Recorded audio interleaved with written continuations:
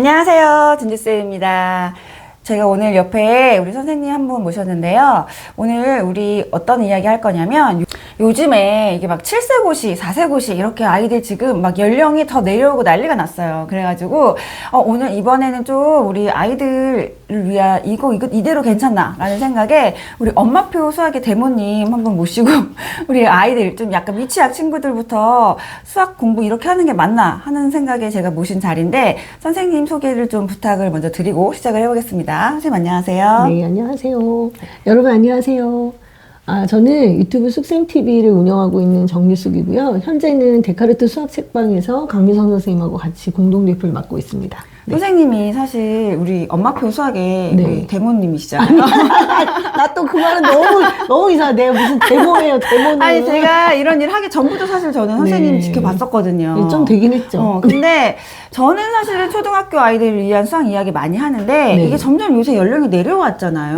맞아요. 7세 고시도 부족해서 이제 4세 고시까지 이제 이야기가 나오고 있는데 네. 사실은 저거 맞나 이런 생각이 이제 영상 TV를 보면서 저도 좀 많이 느끼고 있는데 저는 이제 미취학 분들을 만날 기회는 그렇게 많지는 않고 초등학교 저학년 학부모님들 뭐 입학을 앞둔 학부모님들 만날 때는 우리 아이들 어릴 때 수학 정서 해치지 않게 많이 신경 써주셔야 돼요 이런 이야기들 많이 드리는데 이제 그러면 또 어머니들은 어떻게 생각하시냐면 수학 그래도 어느 정도 수학 머리 타고 나면 잘하는 거 아니에요? 뭐 이렇게 생각하시는 분들도 있고 네. 아니면 우리 아이 수학 머리가 없어서 지금부터 약간 포기하고 계시는 분들도 있고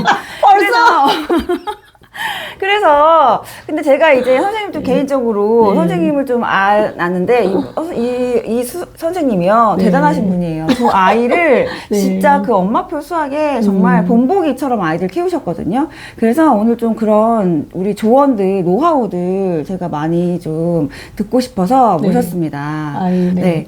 근데 선생님 제가 방금 이제 소개 드린 것처럼 아이들 자녀가 2명 있으신 거죠? 네. 아들 둘. 이번에 이제 대학 들어온 친구 다 한 키웠- 명 있고. 다 키웠네요. 네. 이제 중학교 2학년 된 친구 한 명. 근데 아이들 어릴 때 수학 선생님으로서 이 엄마표 수학, 그다음에 실생활 수학, 네. 수학 머리 이런 거 키워주시기 위해서 남다르게 실천하셨던 것들이 있다고 저는 들었거든요. 네, 맞아요. 네, 오늘 좀 소개 좀 시켜주세요. 네. 네, 일단 기본적으로 저는 애들 데리고 수학 문제집 푸는 걸 별로 안 좋아했어요. 그리고 그런 친구들을 정말 많이 봤잖아요. 어렸을 때부터 수학 문제집 푸는 친구들을 많이 봤는데 즐거워하지 않고. 그쵸. 그리고 또 얘네들이 남자애들이에요. 네. 그럼 뭔가 애들을 데리고 좀 재밌게 할 만한 게 없을까? 이런 걸 되게 많이 했던 것 같고. 그리고 아이들이 나이 차이가 좀 많기 때문에 둘이 함께 할 수 있는 그런 것들을 좀 찾는 것도 좀 사실 좀 어렵긴 하죠. 그럼에도 불구하고 제가 했던 것들이 몇 가지가 있어요. 네. 근데 뭐 그 중에 하나가 뭐냐면 예를 들자면 이제 기본적인 원칙은 저는 이제 엄마는 편해야 된다. 이게 이제 기본적인 원칙이고 어떤 건수를 잡을 때는 온 가족이 다 같이 즐기는 그런 방향으로 이런 식으로 생각을 했었는데 그 중에 이제 한 가지가 이제 강릉 뚜벅이 여행이 있었어요. 네네. 강릉을 이제 저희가 되게 좋아해서 종종 갔었는데 제가 운전을 못해요. 그래가지고 남편이 혼자서 운전을 해서 그럼 좀 미안하기도 하고 이제 다 큰 애들이 차 뒤에 앉아가지고 계속 뭐 차 뒤에서 무슨 게임을 계속 하겠어요. 결국은 핸드폰밖에 안 하잖아요. 그래서 모두 다 같이 움직일 수 있는 방법이 없을까? 그래서 이제 기차 여행을 하게 된 거예요. 그래서 마침 갔는데 이제 강문해변을 우리가 되게 좋아해서 그 근처에 이제 숙소를 잡았는데 그 강문해변에 그 보면은 다리가 하나 있거든요. 그 솥대다리란 다리가 있는데 거기에 되게 재밌는 표지판이 있는 거예요. 그게 조선시대부터 있던 표지판이래요. 근데 거기에 보면은 경포대에서 강문해변까지 뭐 6,600 걸음 뭐 이런 식인 거예요. 특이하다. 네, 특이하죠. 몇 미터 이렇게 그게 알 수도 아니고 있고. 그래서 내가 다시 봐야지 이랬는데 옛날에는 보라고 써 있었는데 그걸 걸음으로 바꿔가지고 거기다 해놓은 거예요. 그럼 뭐 거기서 허난서른 생각까지는 2,200 걸음 뭐 이런 식으로 써 있는 거야. 그래? 잘 걸렸다. 이런 생각이 든 거죠. 그래, 오늘 그러면 걸어보자. 예.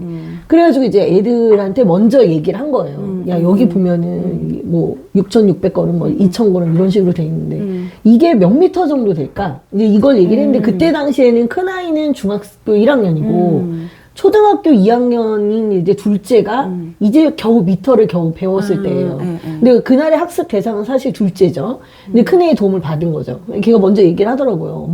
한 걸음이 한 50cm 정도 되니까 아마 뭐 이게 몇 미터 정도가 될 거예요 하고 얘가 가늠을 하더라고요. 근데 이제 그때 제가 볼 때는 둘째는 그 말을 이해를 못한 것 같았어요. 둘째는 이해를 못했는데 제가 물어봤죠. 그래, 너는 어떻게 생각하니? 형의 말이 맞다고 생각하니? 그랬더니 이제 얘가 솔직하게 얘기하더라고요. 엄마 솔직히 저는 잘 모르겠어요. 그럴 땐 걸어보면 돼. 그래가지고 이제 각자 걷기로 한 거예요. 그러면 지금부터 한번 걸어서 우리가 예상했던 그 거리만큼이 되는지 한번 걸어보자. 이렇게 얘기를 하는데 한참 이제 걷다가 이제 둘째가 그런 얘기를 하는 거예요. 아니 엄마 이걸 꼭 걸음으로 해야 돼요? 이거 시간으로 하면 안 돼요? 그러는 거예요. 아 너무 좋은 아이디어지. 근데 왜냐면 얘가 이제 걸음을 계속 세려고 하다 보니까 중간에 신호등도 건너고 뭣도 하고 하니까 헷갈리는 거야. 너무 좋은 아이디어잖아요. 좋지. 그럼 어떻게 할까? 그랬더니 뭐 내가 지금 해봤더니 한 우리 10분 정도 걸었는데 그 정도 걸었더니 900걸음 정도 나온 것 같아요. 뭐 이러면서 이제 자기가 했던 그 계산법을 가지고 우리한테 얘기를 한 거죠. 그러면 과연 얘네들 둘이 걸음수로 센 거랑 시간으로 한 거랑 또 맞아 떨어지는지 이제 또 궁금하잖아요. 그래서 이제 그런 저런 이야기로 그날 하루가 완전히 너무 재밌게 간 거예요. 그래서 사실 이건 제가 의도를 했던 건 아니고 저는 이제 애들한테 힌트만 딱 던져줬는데 그 힌트 던져준 걸 가지고 이제 얘기를 계속 끌어내는 거죠. 저는 이게 되게 중요하다고 생각을 했거든요. 옛날부터. 지금 말씀해주신 요 강문해변을 걷는 동안 네네네. 지금 우리 측정 나왔고요. 네. 측정 네. 나왔고 네. 시간 개념 네, 나왔고 시간 개념 나오고. 되게 끄집어내려고 하면 네. 다양한 수학적 개념들이 되게 많이 나와 있는데 네. 이걸 사실 우리가 좀 지나치잖아요. 생각 네, 못하고 그렇죠. 지나치잖아요. 그러니까 아까도 말한 것처럼 내 한 걸음이 50cm라는 거 이거를 딱 뭐 기억하고 있는 아이들도 물론 있겠지만 네. 센티미터, 뭐 미터, 킬로미터 단위 변하는 문제집으로 기똥차게 하면서 실제로 내 팔 길이가 이게 얼만큼인지 한 걸음이 몇 센치인지는 생각 안 하고 있는 친구들 되게 많거든요. 네. 저는 이렇게 어릴 때부터 어림하게 추정하기 이런 걸 되게 많이 시켰어요. 네. 이게 내 팔하고, 아이들이 뭐를 생각하냐면, 내 팔 길이나 형 팔 길이랑 비슷할 거야. 내 다리 걸음, 이 한 걸음과 형 다리 걸음이 비슷할 거야. 이렇게 생각을 하는데, 실제로 그렇지 않거든요. 근데 그걸 한두 걸음 걸었을 때는 인식하기 어려워요. 그렇죠. 근데 우리가 그날 걸은 걸음수가 장난 아니잖아요. 그러면 걷다가 보면 차이가 나. 똑같이 10분을 걸었는데, 형은 1000번을 걸었는데 나는 900번밖에 안 된단 말이야. 이게 왜 그럴까? 그쵸. 이런 생각을 하게 되는 거죠. 여기서 제가 중요하게 생각한 거는 사실 추론이에요, 선생님. 왜냐하면 이런 생각을 해서 어떤 정보를 얻는 거는 학교에서도 충분히 얻을 수 있거든요. 그렇죠. 근데 그 과정에서 서로 질문을 던지고 이렇게 됐을 때 어떻게 될까 하고 예상해 보는 거. 이런 거는 사실은 해볼 수가 없으니까. 그렇죠. 네. 이게 결국에는 그런 궁금증에서 시작돼서 얘가 단위로 연결이 되는 네, 거죠. 맞아요. 우리의 이런 그런 식으로. 불편함이 단위가 탄생되게 배경이 될 수도 있고 이제 이렇게 그래서 단위가 필요한 거를 알게 되면 단위 공부가 이제 나에게 되는 거죠. 필요한 공부니까 네. 조금 더 재미있고 새롭게 할 수 있는 거죠. 그리고 이제 저는 이제 책을 되게 좋아하잖아요, 제가. 그러면 저는 책에 대한 정보가 되게 많으니까. 얘네들하고 이런 게임, 이런 활동을 했어. 이건 저희 집에서는 약간 게임인 거잖아요. 그거 끝나고 나면 관련된 동화를 꼭 같이 읽어요. 예를 들어서 뭐 어떻게 발의 크기를 어떻게 잴까 뭐 이런 동화가 있어요. 되게 재밌는데 거기에 보면 우리의 축소판으로 이야기가 나와 있어요. 이게 거기에서 진짜 이제 단위라는 거를 왜 정하게 됐는지에 대한 이 단위 역사가 있죠. 그렇죠. 그럼 이제 우리가 경험했던 거를 거를 책에서 책으로, 다시 한번 이론적으로. 확인하고 그게 교과서에 또 나오게 되죠. 저는 그러니까 네. 지금 선생님이 이렇게 실제 아이들을 이런 식으로 실천해서 키우셨다는 거를 들어서 알고 있었는데 이런 것들을 책으로 내면 좋겠다는 생각을 그 전부터 하고 있었는데 선생님 이번에 써주셨더라고요. 본인의 이런 정말 이런 네. 되게 귀중한 경험을 네. 책으로 써주셨더라고요. 그래서 저 너무 이게 신박해서 좀 읽어봤는데 네, 네. 제가 그 중에 저한테 되게 딱 표현이 딱 특이했던 너무 참신했던 표현이 네. 아이에게 시간을 보여주세요 이런 네, 표현이 네, 네. 있었어요. 그러니까 저도 이제 개인적으로 제 책이 뭐 단위나 이런 책들이 있어가지고 네, 네. 실생활 수학 되게 강조 많이 하는데 그럴 때 저는 이제 초등학생들 학교 입학하기 전에 막 선행 빼기 전에 우리 아이들 시계 제대로 보는지 네. 달력 제대로 보는지 그거 확인하세요 여기까지는 얘기하거든요. 네, 네, 네. 근데 선생님 책을 딱 보니까 그거 전에 시계 읽히기 전, 달력 읽히기 전에 아이들에게 시간을 먼저 보여주세요 라는 표현이 이거 무슨 말이지 하고 봤다가 라고 했었거든요. 그 이야기 좀 더 해주세요. 왜냐하면 여러분 시계나 달력도 이미 사람이 만든 거예요. 그렇죠. 사람이 만든 그 일련의 주기를 기록해 놓은 기록물인 거잖아요. 일종의 교구예요, 그거는. 그러면은 남이 만들어 놓은 거잖아요. 남이 만들어 놓은 거에 남이 만든 규칙을 그냥 내가 읽는 거예요. 무슨 감흥이 있겠어 거기에. 그리고 달력은 계속 지나가지만 그러니까 시간은 애들이 계속 흘러가지만 많이 어려워하잖아요. 아니, 당연하잖아요. 처음에. 왜냐면 시간이 눈에 안 보이거든요. 이제 그럴 때 이제 어떻게 하면 시간을 보여줄까 이런 궁리를 하던 차에 사실 저의 이제 어떤 개인적인 경험이 제가 이제 일을 늦게까지 하니까 저도 학원을 하다 보니까 오밤중에 끝나잖아요. 그럼 이제 어린이집에 그 시간의 연장반에 있던 아기를 데리고 와요. 너무 가슴 아프죠? 그럼 걔를 이렇게 업고 가다가 보면 그런 얘기를 하게 되는 거예요. 저기 하늘에 떠 있는 거 좀 한번 봐봐. 그럼 이제 달이 떠 있죠. 뭐 오늘 저 달의 이름을 정해볼까? 만두달, 뭐 만두 모양이야. 뭐 그러면 오늘은 저런 뭐 초승달은 이름이 어떤 거에서 유래가 됐어. 뭐 이런 이야기도 하고 막 이런저런 이야기를 하다가 얘가 이제 달을 한번 봤잖아요. 그럼 그 다음부터 달의 모양이 바뀌는 걸 인식하는 거예요. 오늘은 달이 왜 달이 바뀌어? 네. 거기가 시간을 보여주는 거죠. 보여주는 네. 거구나. 네네네. 그럼 낮에도 또 시간의 흐름 알고 싶잖아요. 근데 또 마침 그때 장영실이라는 드라마가 있었어. 근데 드라마에 그 동네 해시계가 있는 거예요. 네. 우리도 저거 한번 만들어 볼까? 그래가지고 마당에다가 해시계를 만들었죠. 그래서 이제 거기서는 해는 그림자를 통해서 시간의 변화를 알 수 있잖아요. 근데 그런 걸 같이 본다던가. 이렇게 시간을 보여주는 거지. 시간이 실제로 흐르는 걸 아이들이 겪고 나서 네네. 시계를 보면 조금 더 다르죠. 다르게 받아들일 네네. 수 있겠네요. 그 선생님 책 제목이 네. 수학머리 키우는 대화법 네. 이란 말이에요. 네네. 근데 여기서 이제 수학머리, 네. 흔히들 우리 수학머리라는 말 많이 쓰는데 네. 선생님이 생각하시는 수학머리가 뭔지 좀 궁금해요. 좀 다를 거예요. 네, 이제 수학 머리는 결국에는 이제 수학적 사고력을 얘기하는 거예요. 근데 사실 수학 교육에서 수학적 사고력은 하나만 얘기하지 않거든요. 네. 뭐 연역, 귀납, 유추, 굉장히 다양한 수학적 추론들과 그리고 뭐 통합, 뭐 그리고 반성적 사고 이런 여러 가지 것들이 있어요. 그게 되게 많은데 저는 이제 그거를 그 되게 높은 수준이란 말이에요. 수학은 되게 추상적인 거고 어떻게 어린아들한테 그렇게 어려운 거 가르치지? 안 되잖아요. 그래서 그 이전에 수학적인 생각 도구가 필요하다고 생각한 거예요. 그걸 12가지를 정했어요. 관찰도 해야 되고 기억력도 키워야 되고 그런 것들이 종합이 돼서 이제 나중에 수학적 추론으로 갈 수 있다라고 본 거죠.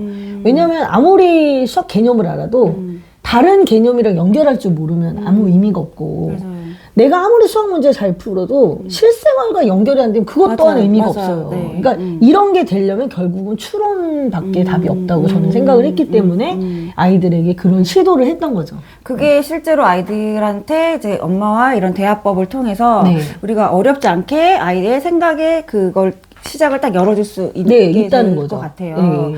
아까 그 사례 중에 네. 저는 이제 시간을 보여주는 것도 되게 신박했는데 네. 도서관에서 네, 네, 그 네. 도서관 그 분류하는 그 네. 숫자를 가지고도 선생님이 또 어떤 활동을 하셨더라고요. 네, 네, 네, 그 맞아요. 이야기도 좀 해주세요. 이제 그거 같은 경우에는 그때 당시에 제가 읽었던 책이 한 권 있었어요. 근데 이제 제가 애를 데리고 영어를 좀 한번 해보겠다고. 근데 그 책 제목은 기적의 영어 도서관 뭐 이런 책이었어요.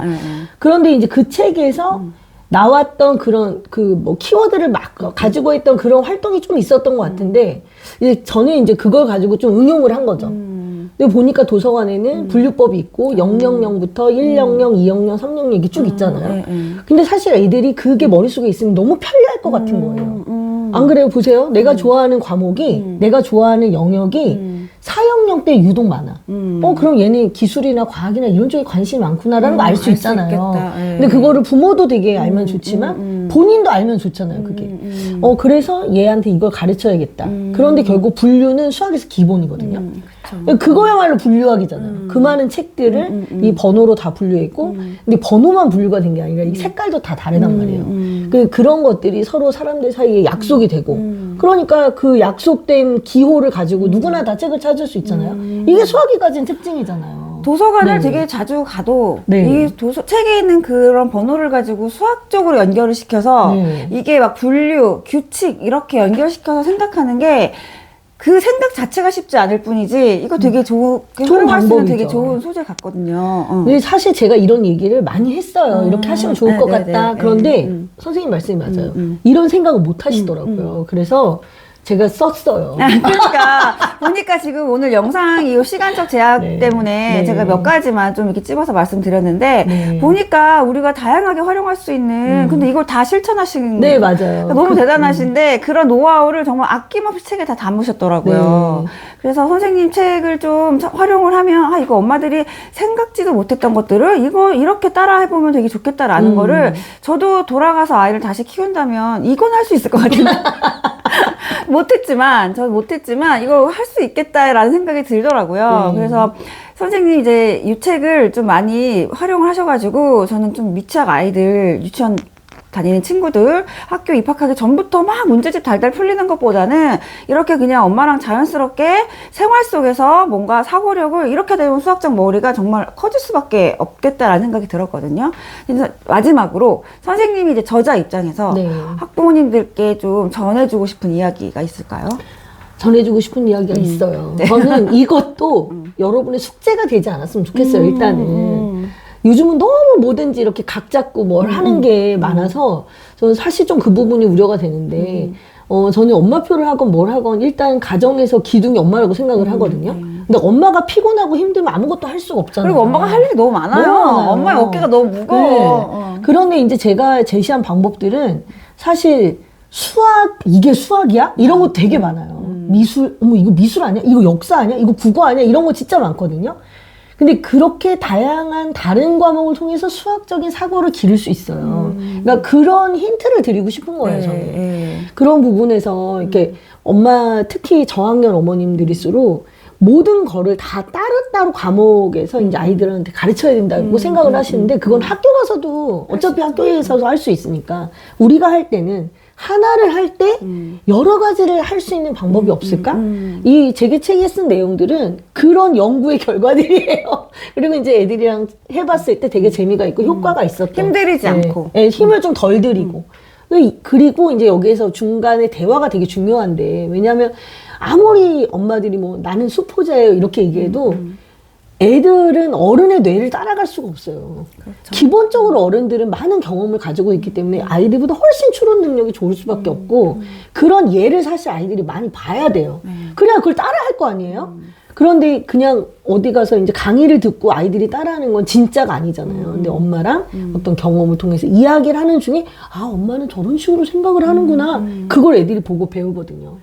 저는 이제 너무 좋았던 게 이게 우리가 생각해내기가 쉽지 않았던 거지 선생님이 써주신 이 내용을 보니까 활용하기에는 너무나 쉬운 너무 것 같아요. 편한 거야. 아무것도 아닌 거야, 그냥 이렇게 이야기로 얼마든지 풀어갈 수 있는 네. 그냥 이렇게 던져주지만 이게 효과는 굉장히 큰 네. 그런 경험들 나눠주셔가지고 너무 도움될 것 같은 생각에 오늘 저자 선생님 모셨습니다.